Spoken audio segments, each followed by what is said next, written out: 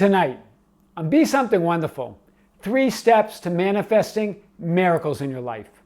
I am your host, Tom Kieran, and this is the Be Something Wonderful studio of higher consciousness, where we help you level up and become the best version of yourself. Creators, welcome back. I got an email from a subscriber today that said, Tom, your video on manifesting effortlessly last night came just in time because I've been feeling overwhelmed with the processes in trying to manifest my desire. And really, I need a miracle. I need to manifest a miracle in my life. And I believe that what's holding me up are my beliefs, that I need to change my beliefs. Can you unpack that? Well, guys, we're going to unpack this tonight and more. So the first thing I want to say is that it's not about changing your beliefs, because if you believe you need to change your beliefs, then with that belief, you create a reality of believing that you need to change your beliefs. Hear this. You don't get to the bottom of it, right? As you search for ways to change your beliefs, you create the reality that you need to change your beliefs, that you believe that something's wrong and you need to change your beliefs. That's the reality you're creating. So instead, you adopt a new belief. You claim that Christ within you, that I amness, that godness, that godliness within you. You are God. That's the only belief that you need to manifest anything in your life. That's the only belief to be, do, or have whatever your heart desires, that you are God, that you are unlimited, that you are invincible. So you said, I really need to manifest a miracle in my life. Well, how did Jesus do it? The biggest miracle that they talk about, other than his own resurrection, is the resurrection of Lazarus from the dead, right? And then Jesus lays out the steps in this resurrection, right? Jesus is standing in front of the tomb of Lazarus. And what does Jesus say while he's in front of the tomb? Well, he looks up and says, Father, I thank you that you have heard me. Hear this. The first thing that Jesus says when he's in front of the tomb, it's still closed, in front of the tomb of Lazarus, it says, Father, I thank you that you have heard me. He thanks Father. He accepts the gift. Right? He accepts the gift. It's acceptance of the end. It's giving gratitude for it already being done. Hear this, for your desire, for already having your desire, for already being that which you want to be, for Lazarus already being alive and resurrected. This is what Jesus is showing us. It's the recognition that it's done. It's the realization that the divinity is within you, that the power in God is within you. Hear this, Father, I thank you that you heard me. You are realizing that 1, that the divinity is within you. 2, that you accept that gift from God. And 3, that your desire is done and it is yours. In that one step, that's what Jesus is talking about. Then 2, what else does he say? He goes, I knew that you always hear me. I knew, look at the verb tense, that you always hear me. And then this is in present tense. But because of the people standing around, I said it, so that they may believe that you sent me. Wow, this is powerful. This is the second thing he does. What's the second step? That's rising in the consciousness, being one with your desire. That's becoming one with your desire, becoming one with that God within you.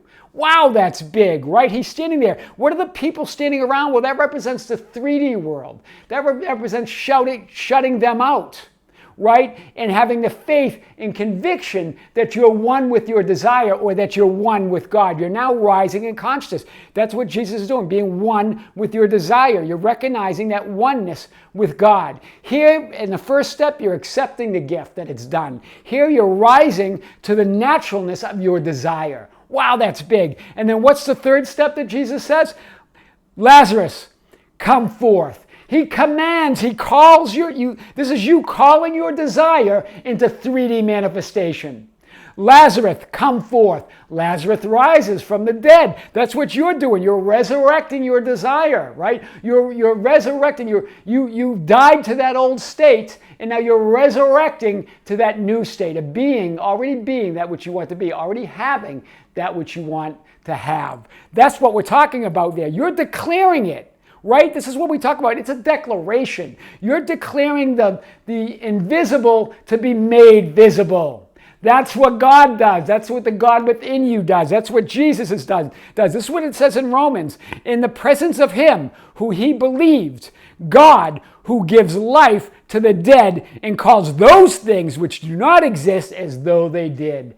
Wow, that's big. That's what you're doing. In these 3 steps, Jesus lays it out. You accept the gift. You give thanks for it. You recognize your oneness with God. You're realizing your divinity. And then what's the second step? You're rising to that consciousness. You're rising to the level of your desire. You're rising to the oneness of being one with your desire, right? That oneness with God. And what's the third step? You're calling your manifestation into 3D reality. You are manifesting it. With what? With that conviction that it's done, with that knowingness that you are God, with claiming it and assuming it and declaring it into form from the formless. Wow, that's big. And so what does Neville say? Neville says as we control our inner talking, matching it to our wish, to our fulfilled desires, we can lay aside all other processes. Hear this. So if you're getting caught up in processes and overwhelmed by processes, you don't need to. What do you need to do? You match that inner talking. That inner talking is saying that it's done, that you have the power, that God within you is all over it, and that you are one with that God power. That's what that is. And it matches your fulfilled desire, matches your desire already being fulfilled. And then you can lay aside all other processes. Remember, it's not about changing beliefs, it's adopting a new belief. What's the new belief? I and my Father are one. You're one with that unconditioned awareness. You're one with the creator of worlds. You're one with the creator of the universe. That power is within you, right? And then what else does Jesus say? I am the way and the truth and the life. No one comes to Father except through me, except through your imagination, except through that Christ power. The power and wisdom of God is within you. So no manifestation comes to being except through you, through that Christ within you. Hear this. This is big. And then what else does Neville say? Persistent assumption of the wish fulfilled is the means of filling the intention. What's the persistent assumption? That knowing that you are God, and therefore your desire is done, and therefore it's already yours. You're one with everything in the universe, including every desire that you want. Wow, that's big. It's rising above being focused on the thing, right? Focused on the desire itself and focus more on the power within to manifest it. That's big. And then it must manifest. It must become a 3D manifested reality, right? And here's what Neville says. Because of your belief in external things, you think power into them. Hear this. By transferring the power that you are to the external thing. Wow, that's big. That's what we're getting at. So because of your belief in the 3D world or in the things of your desires, you think power into them. And then you transfer that power that you are, that's within you, that wisdom and power of God that's within you, to the external thing. You're giving your power away to the 3D world. You're giving it away to the manifested reality. Right? The power is within you. There's only one power. This is what Neville says. I am He. That's what we're talking about. That is how to manifest miracles in your life. I am your host, Tom Karen, and this is the Be Something Wonderful studio of higher consciousness, where we help you level up and become the best version of yourself. Don't forget to subscribe, hit the notification button, like and share our videos. That's how we get our message out. Hit us up on Facebook at Be Something Wonderful, on Instagram and Twitter at Tom Karen, our website at tomkaren.com or besomethingwonderful.com, or write me anytime at info@besomethingwonderful.com. I would love to hear from you. Until next time, this is Tom with great love. See you soon.